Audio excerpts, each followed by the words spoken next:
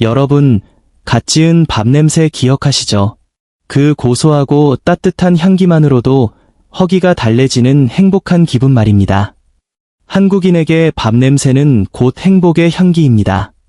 하지만 역설적이게도 이 향기 속에 최근 비만의 씨앗이 숨겨져 있다는 사실 알고 계신가요? 과거에는 밥을 많이 먹어도 지금처럼 살이 찌지 않았습니다. 제가 어릴 적만 해도 한 공기는 기본이고 추가로 더 먹는 것이 일상이었죠. 삼시세끼 탄수화물을 섭취했지만 비만은 드물었습니다. 그런데 지금은 어떻습니까? 밥 한 공기만 먹어도 복부 비만과 혈당 수치를 걱정해야 합니다. 병원을 찾는 환자분 중 물만 마셔도 살이 찐다는 고충을 토로하는 분들이 정말 많습니다. 왜 이런 변화가 생겼을까요? 근본적인 원인은 밥의 구조와 라이프 스타일의 변화에 있습니다. 예전에는 쌀을 씻고 불려 뚝배기에 정성껏 밥을 지었습니다. 조리 시간이 길었던 만큼 쌀의 전분이 천천히 익었고 소화 역시 서서히 진행되었습니다. 또한 당시에는 농사나 육체 노동을 통해 섭취한 에너지를 즉시 소모했습니다. 반면 현대인은 어떻습니까? 종일 스마트폰을 보거나 의자에 앉아 있고 자동차로 이동하며 활동량이 급감했습니다. 그 결과 혈당은 급격히 상승하고 인슐린이 과다 분비되면서 에너지가 지방으로 축적됩니다. 그렇다면 해결책은 무엇일까요? 무조건 굶는 것이 아니라 똑똑하게 먹는 법을 익히는 것입니다. 오늘 제가 전해드릴 이야기는 식사 제한이 아니라 함께 먹되 다르게 먹는 전략입니다. 본격적인 비법 공개에 앞서 여러분의 평소 밥 짓는 방식이 궁금합니다. 흰쌀밥을 선호하시나요? 아니면 잡곡을 섞으시나요? 식은 밥이 더 맛있다는 분들도 계시죠? 여러분만의 노하우를 댓글로 공유해주세요. 시작 전 좋아요와 구독을 눌러주시면 유익한 건강 정보를 지속적으로 만나보실 수 있습니다.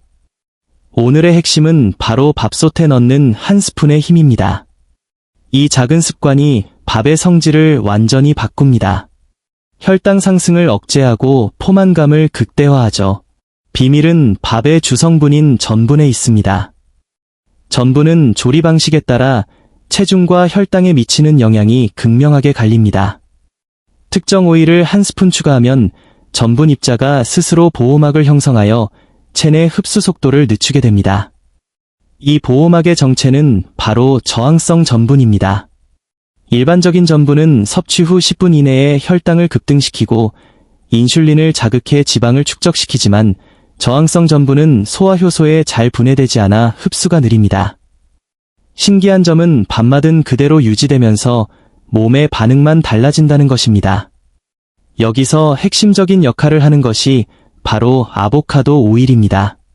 식용유나 버터 같은 포화지방은 혈중 지질에 좋지 않지만 식물성 단일 불포화 지방산이 풍부한 아보카도 오일은 다릅니다. 발연점이 250도로 매우 높아 고온의 밥솥 안에서도 산화되지 않고 안전합니다. 또한 향이 거의 없어 밥의 풍미를 해치지 않으면서 밥알을 부드럽게 코팅해 저항성 전분의 함량을 높여줍니다. 사용법은 간단합니다. 쌀을 씻고 물량을 맞춘 뒤 일반 숟가락으로 아보카도 오일 한 스푼을 넣고 취사하십시오.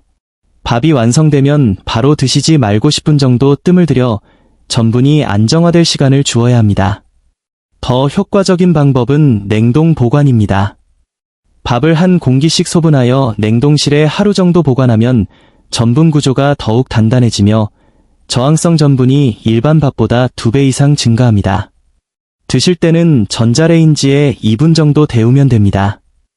이렇게 하면 칼로리 흡수율은 낮아지고 포만감은 오래 유지됩니다. 단순히 양을 줄이는 것보다 훨씬 효율적인 다이어트 전략입니다. 밥의 종류만큼 중요한 것이 바로 먹는 속도입니다. 한국인은 특유의 빨리빨리 문화로 인해 10분 내외로 식사를 마치는 경우가 많습니다. 하지만 우리 위장은 디지털 기기처럼 빠르게 반응하지 못합니다. 음식이 들어오면 소화 준비를 하는데 시간이 필요하기 때문이죠. 포만감을 느끼게 하는 호르몬인 렙틴은 식사 시작 후 약 15분이 지나야 분비됩니다. 너무 빨리 먹으면 뇌가 배부름을 인지하기 전에 식사가 끝나버려 과식이나 야식으로 이어지기 쉽습니다. 최소 20분 이상, 한 입당 20회 이상 충분히 씹으십시오. 잘 씹을수록 침소 가밀라아제가 전분을 분해하여 이장의 부담을 줄이고 행복 호르몬인 세로토닌 분비도 도와줍니다. 식사 순서도 점검해야 합니다. 보통 밥 한 술에 반찬을 곁들이지만 이는 혈당 관리에 가장 좋지 않은 방식입니다. 탄수화물이 먼저 들어가면 혈당이 급격히 치솟는 혈당 스파이크가 발생하기 때문입니다. 가장 이상적인 순서는 채소, 단백질, 탄수화물 순입니다. 샐러드를 먼저 섭취하면 식이섬유가 위벽의 보호막을 형성하여 탄수화물의 흡수를 억제합니다. 연구에 따르면 채소를 먼저 먹는 것만으로도 식후 혈당이 35%가량 낮아진다고 합니다. 양배추, 오이, 토마토 등 주변에서 쉽게 구할 수 있는 채소로 시작해보세요. 순서만 바꿔도 식후 식곤증이 사라지고 체중 감량에 큰 도움이 됩니다. 다만 위장이 예민하거나 과민성 대장 증후군이 있는 분들은 주의가 필요합니다. 저항성 전분은 장까지 내려가 유익균의 먹이가 되지만 초기에는 가스가 차거나 더부룩할 수 있습니다. 처음에는 냉동밥과 같이 지은 밥을 반반 섞어 드시며 적응 기간을 가지십시오. 또한 찬밥을 그대로 먹으면 이가 놀랄 수 있으니 반드시 따뜻하게 데워 드시길 권합니다. 마지막으로 언제 먹느냐가 중요합니다. 우리 몸의 생체 시계에 맞춰 해가 떠 있을 때 충분히 먹고 해가 지면 위장도 휴식을 취해야 합니다. 밤 10시 이후의 식사는 지방 저장률을 2배 높이고 면역 체계를 방해합니다. 저녁 식사는 취침 3시간 전에 마무리하고 낮 시간을 활용해 든든하게 드십시오. 오늘 알려드린 오일 한 스푼, 천천히 씹기, 채소 먼저 먹기 중 단 하나라도 오늘 저녁부터 실천해 보시기 바랍니다. 작은 습관의 변화가 여러분의 건강 수명을 결정합니다. 감사합니다.